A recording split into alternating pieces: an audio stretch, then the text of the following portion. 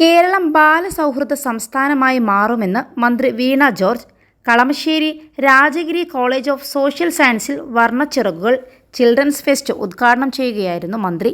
പദ്ധതിയുമായി ബന്ധപ്പെട്ട് കർമ്മ പദ്ധതി തയ്യാറാക്കി മുന്നോട്ടു പോകാനാണ് സർക്കാർ ശ്രമിക്കുന്നതെന്നും മന്ത്രി ചൂണ്ടിക്കാട്ടി.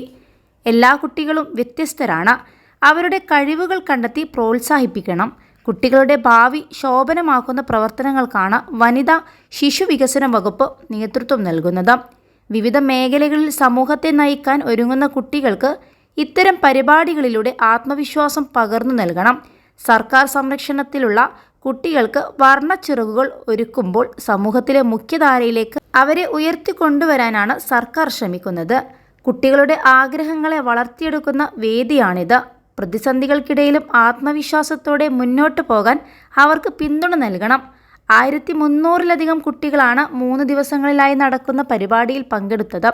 ആരോഗ്യ വിദ്യാഭ്യാസ മേഖലകളിൽ മുന്നിൽ നിൽക്കുന്ന സംസ്ഥാനമാണ് കേരളമെന്നും മന്ത്രി പറഞ്ഞു. +2 ഡിഗ്രി കഴിഞ്ഞവർക്ക് വേൾഡ്സ് ഫസ്റ്റ് AR/VR ക്ലാസ് റൂമിലൂടെ സ്മാർട്ട് ഫോൺ എഞ്ചിനീയർ ആവാം. കൂടുതൽ അറിയാൻ വിളിക്കൂ ബ്രിഡ്കോ ആൻഡ് ബ്രിഡ്കോ.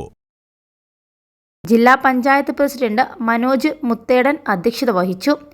കളമശ്ശേരി നഗരസഭാ chairperson Seema Kannan, ward councillor KA Anvar, ജില്ലാ കളക്ടർ NS.K. ഉമേഷ്, വനിതാ ശിശുവികസന വകുപ്പ് director Haritha V. Kumar, children's welfare committee chairperson KK Shaju, SH province and manager Benny Nalkara CMI, Rajagiri college of social science associative director Binoy Joseph തുടങ്ങിയവർ പരിപാടിയിൽ പങ്കെടുത്തു.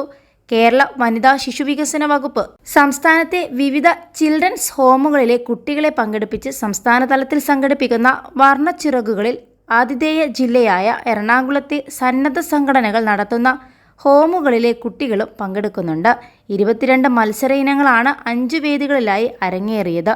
ഫെസ്റ്റ് 28-ന് സമാപിക്കും. 21 ലക്ഷത്തോളം സന്തുഷ്ടരായ ഉപഭോക്താക്കളും 2 ലക്ഷത്തോളം തിമിര ശസ്ത്രക്രിയകളും പൂർത്തിയാക്കിയ മലബാറിലെ ഏക കണ്ണാശുപത്രി അൽ സലാമ ഹൈ ഹോസ്പിറ്റൽ റോഡ്, പെരിന്തൽമണ്ണ.